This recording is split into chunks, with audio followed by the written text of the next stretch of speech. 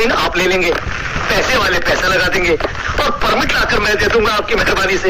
यहाँ शराब का कारखाना खुल जाएगा और हमारे घरों में दौलत का दरिया बहने लगेगा आपकी मेहरबानी से। और कहने का तात्पर्य ये है ठाकुर साहब कि खेती की जमीन को फैक्ट्री के काम में लाने के लिए हमें कुछ कानूनी कार्रवाई करनी होगी। कानूनी कार्रवाई हम जानते हैं।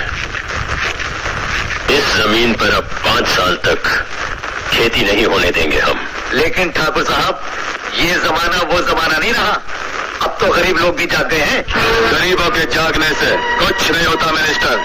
अरे मिनिस्टर, पानी चाहे कितना भी उबल जाए उसमें से चिंगारी नहीं निकल सकती। हाँ, जिस तरह किसानों की मर्जी के खिलाफ हम तुम्हें उनकी वोटें दिलवा सकते हैं, उसी तरह उनकी मर्जी के खिलाफ हम उनकी जमीनें भी ले सकते हैं। समझे? जी समझ गया। आज के बाद किसानों को अनाज हम देंगे। हमारे गोदामों में बहुत अनाज है। लाखन, इस आग के फूल को गांव के खलिहान तक पहुंचा दो।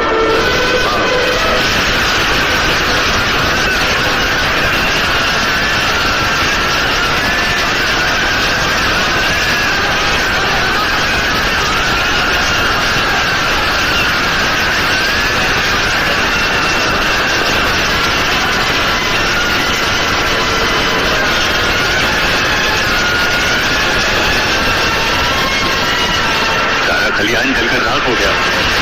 धीरज धरो, हम तो बर्बाद हो गए जाएगा। हमारे घर चूल्हा नहीं जलेगा।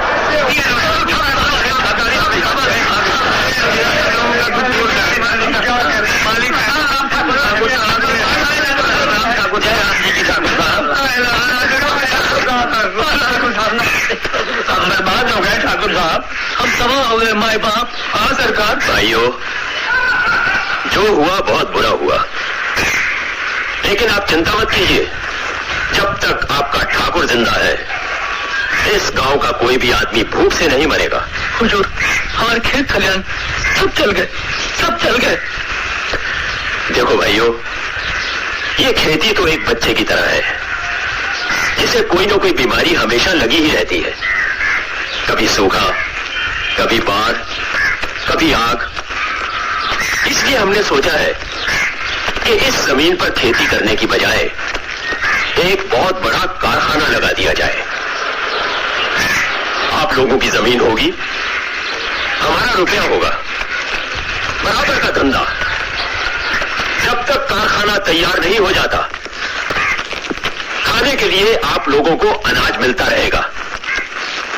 और कारखाना तैयार हो जाने के बाद आप लोगों को काम मिलेगा, तनख्वाह मिलेगी और फायदे में बराबर का हिस्सा।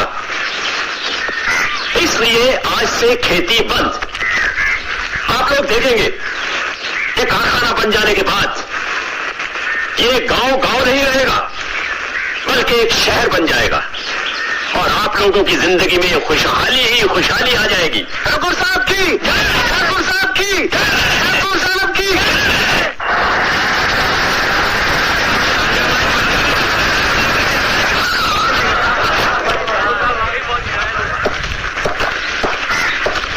ठाकुर साहब, अनाज ले आया। गांव वालों में बांट दो। जी ठाकुर साहब, आप न होते तो हम भूखे मर जाते। हाँ सरकार।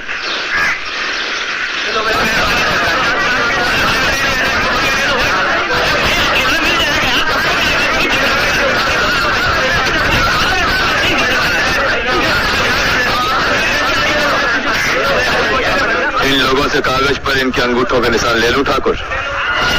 अभी नहीं, पहले इन लोगों को हराम की खाने की आदत पड़ने दो, उसके बाद